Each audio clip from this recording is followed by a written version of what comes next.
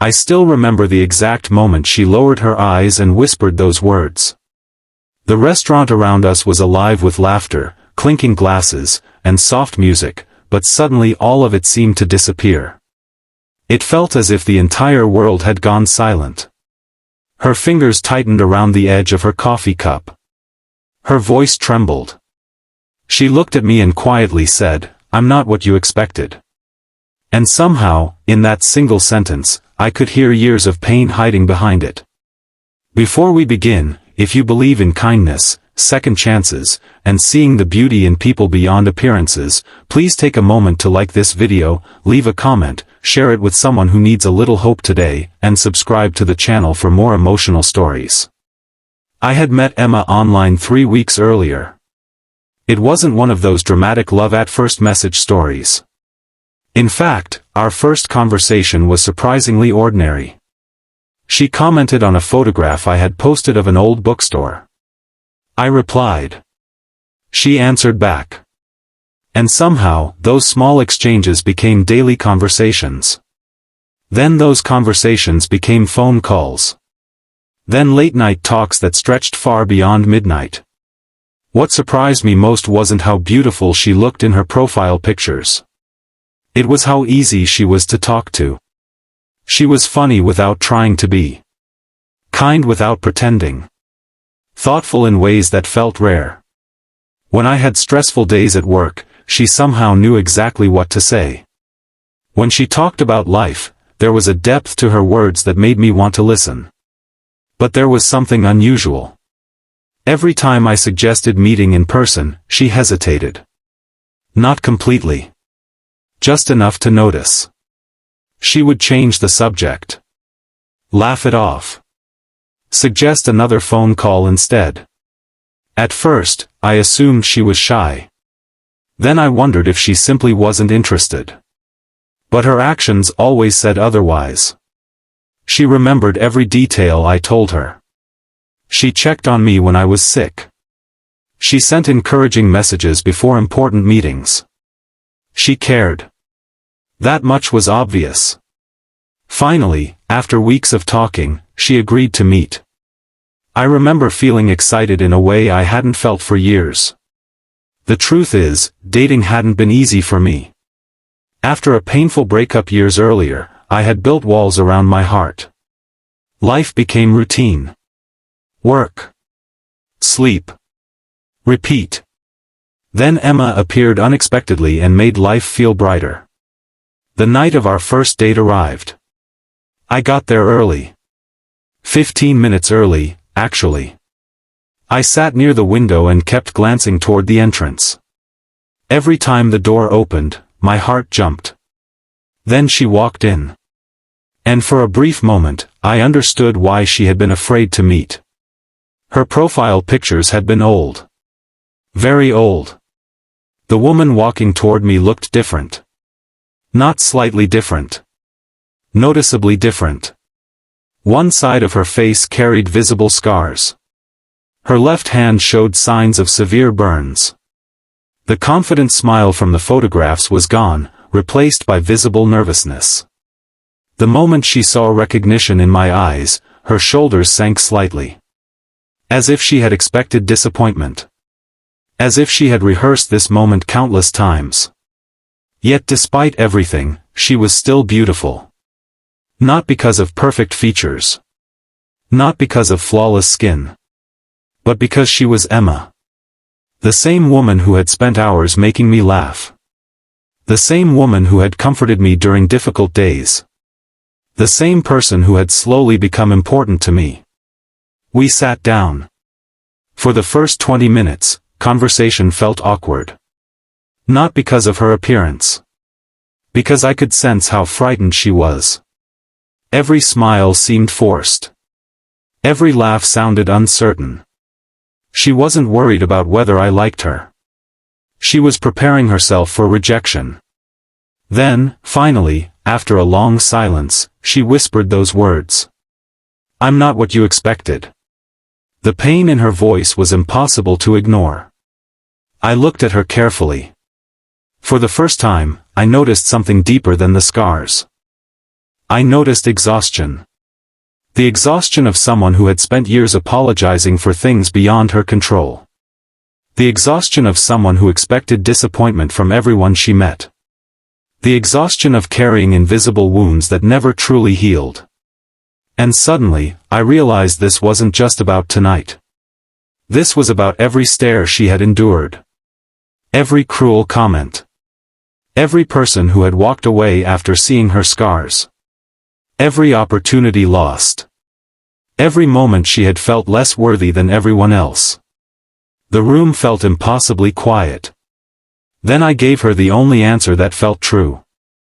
I told her that she was exactly who I had expected. Because the woman sitting in front of me was the same woman I had spent weeks talking to. The same woman who made me smile. The same woman whose messages brightened my day. The same woman whose heart had already shown me more beauty than most people ever reveal. For a second, she simply stared at me. Then tears filled her eyes. Not small tears. Not polite tears. Years of buried pain seemed to surface all at once. She turned away, trying to hide them. But she couldn't. And honestly, neither could I. Because in that moment, I understood something important. Sometimes people don't need grand gestures. Sometimes they simply need someone to see them. Really see them. Not their flaws. Not their scars. Not the things they hate about themselves. Just them. As the evening continued, something changed. The fear slowly disappeared from her voice. Her laughter became genuine. Her smile returned. For the first time all night, she seemed relaxed. And she finally told me her story. 5 years earlier, she had been involved in a devastating apartment fire. She survived. Barely. Several others hadn't. The physical injuries took months to heal. The emotional injuries took much longer. She underwent countless surgeries. Endless treatments. Years of recovery. But according to her, the hardest part wasn't the pain. It was what happened afterward. People treated her differently. Strangers stared. Friends disappeared. Dates ended before they began. Some men were polite. Others weren't. A few looked at her with pity. Some looked at her with discomfort. Over time, she stopped believing she deserved love. She stopped believing anyone could genuinely want her. And eventually, she began hiding. Avoiding photographs. Avoiding social events. Avoiding life itself. Listening to her story broke my heart. Not because of what happened during the fire. Because of what happened afterward. The world can be cruel to people who look different. Far crueler than most realize. Yet somehow, despite everything she endured, she remained kind. That amazed me more than anything. Most people would have become bitter. She didn't. She still cared about others. Still looked for good in people. Still found reasons to smile. As the weeks turned into months, our relationship grew. Not perfectly. Not effortlessly. Real relationships never do. There were difficult moments. Days when her insecurities returned. Days when she questioned whether I truly meant the things I said. Days when old wounds reopened. I learned that healing isn't a straight line. Sometimes progress moves forward. Sometimes it moves backward. Sometimes both happen on the same day. There were moments when she couldn't believe compliments. Moments when she avoided mirrors. Moments when she assumed strangers were judging her. And each time, I reminded her of something important. The scars told a story. A story of survival. A story of strength. A story that proved she had endured things that would have broken many people. One afternoon nearly a year later, we visited a park near the river. Children were playing nearby. Families were enjoying the sunshine. It was an ordinary day. Then a little girl approached Emma. The child looked directly at her scars. I could see Emma tense immediately. She expected fear. She expected questions.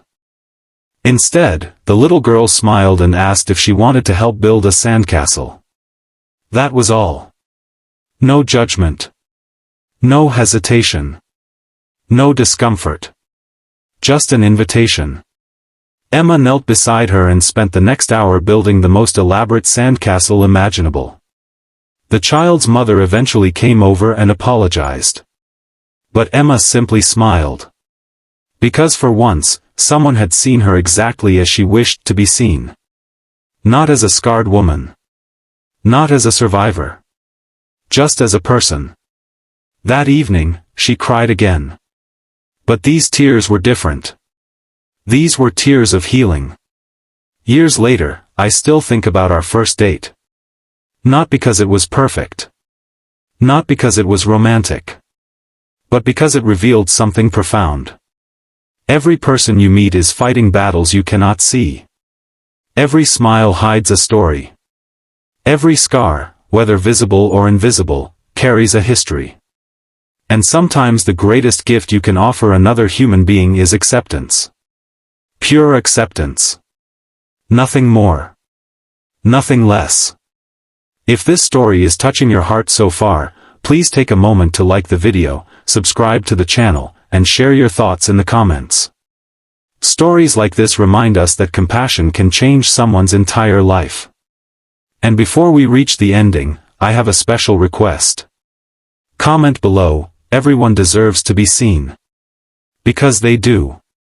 A few years after that first date, Emma and I returned to the same restaurant where we had met. We sat at the same table. Ordered the same coffee. Listened to the same soft music. The only difference was that this time, she wasn't hiding. She smiled freely. Laughed loudly. And looked happier than I had ever seen her. At one point, she reached across the table and squeezed my hand. Then she told me something I will never forget. She said that before meeting me, she believed her scars had ended her story. But now she understood they were simply part of it. Not the ending. Not the definition. Just one chapter. And as I looked into her eyes, I realized she had changed my life too.